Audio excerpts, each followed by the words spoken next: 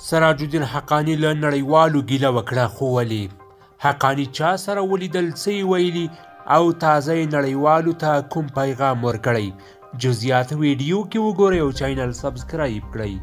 درنو لیدونکو السلام علیکم. د طالبانو د کورنیو چارو وزیر سراج الدین حقانی د جاپان له سفیر تاکاشي اوکادا سره لیدلي. د طالبانو د خبرپاڼې له مخې په دې لیدنه کې حقانی د جاپان هیواد له مرستو مننه وکړه او ویې ویل اقتصادي بندیزونو او بانکي محدودیتونو زموږ ولس زیانمن کړی. د تحریم سیاست د هیچا په ګټه نه دی، یوازې خبرې او تفاهم کولی شي ستونزې حل کړي.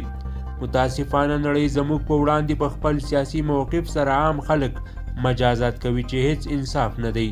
نوموړي ویلي پوهیږي چې افغانستان ته ډېرې ستونزې په میراث پاتې دي او د دوی له مشرتابه تر عادي کس پورې ټول لګیا دي چې حل یې کړي او یو امن افغانستان به امن سیمه او نړۍ ولري.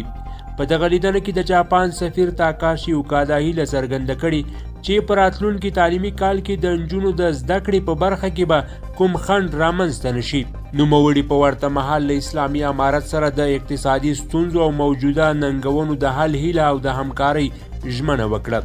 د طالبانو دغه مشهور مشر ورته ویلي که نړیواله ټولنه په ښه نیت رامخته شي نو لویه هیله شته چې د بې باورۍ اوسنۍ فضا به بدله او د تفاهم ژبه به راپیدا شي. د طالب مشرانو یادې څرګندونې په داسې حال کې دي چې خلک او خپله د طالبانو ځینې پلویان دوی تورنوي چې په افراطي پریکړو یې نړۍ سره د حاکمې ادارې د تعامل مخنیوی کړی.